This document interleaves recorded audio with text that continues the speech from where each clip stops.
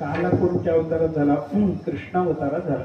बाकी कोणत्याही अवतारात देवाने काला केलेला नसल्यामुळं काल्याच्या कीर्तनात चरित्र सांगायचं. कोणतं चरित्र? ते उच्चारावे केले देवे गोकुळे. देवानं गोकुळात केलेलं चरित्र सांगायचं.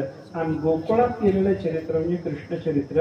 हे कृष्ण चरित्र चरित्रामध्ये सुद्धा गोकुळातच केलेलं चरित्र. आणि गोकुळात केलेल्या चरित्रात सुद्धा देवानी गोपाळाला काला वाटला तिथपर्यंतच चरित्र सांगायचं.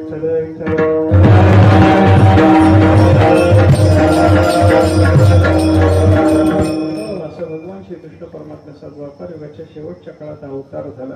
जेव्हा अवताराने धर्माला ग्लानी आली, अधर्म पसरला, कंसासारख्या दुष्टाचं साम्राज्य सुरू झालं, जगाला त्रास सुरू झाला, धर्माला ग्लानी आली, अशा अवस्था झाल्यामुळं या पृथ्वीवर दुर्जनाचा भार झाल्यामुळे ब्रह्मदेवाला शरण गेले. ब्रह्मदेवाने भगवान महाविष्णूला प्रार्थना केली.